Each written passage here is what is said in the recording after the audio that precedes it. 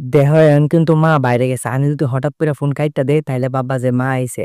আর তুমি ততক্ষণ পর্যন্ত কল করো না যতক্ষণ পর্যন্ত আমি কল না করছি। আর যদি বাই চান্স তুমি আমারে কল করো, আমরা বাসার কেউ যদি ফোনটা ধরে, তখন তুমি কইবা যে তুমি সুমাইয়ার ছোট ভাই, সুমাইয়ার শরীর খারাপ, এইজন্য তুমি আমারে ফোন দিছো খবর দিবার লেগা। এইডাই। আগে আমি কথা কমু তারপরে তুমি কথা কইবা। রাত্রে সন্ধ্যা ৮ঃ০০ থেকে ১০ঃ০০ পর্যন্ত তুমি আমারে কোনো কল, এসএমএস কিচ্ছু করো না। মানে আমার জন্য তুমি কোনো চিন্তাই করো না। কারণ ওই সময় আমি আমার আব্বার সাথে থাকি। কারণ আমার আব্বা ওই সময় দোকান থেকে বাড়ি থাকে। ওই সময় আমরা ফ্যামিলির সবাই একসাথে থাকি। তখন যদি তুমি আমারে কল, টেক্সট দাও তাইলে সব বাস্ট হয়ে যাবোগা। রাত্রে কিন্তু আম্মা আমার মোবাইল লইয়া যাগা।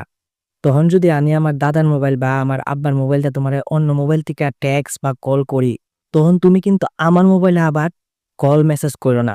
তখন যদি আমার আম্মা দেখে সব কিন্তু বাস্ট হয়ে যাইবগা। আমরা খেল কত।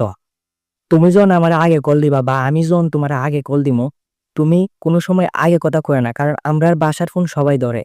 ধরো আমি তোমার সাথে কথা কইতাছি, হঠাৎ করে যদি আমার কথা অফ হইয়া যায়, তাইলে তুমি কোনো কথা কইও না। ভাইবা নিবা যে আমার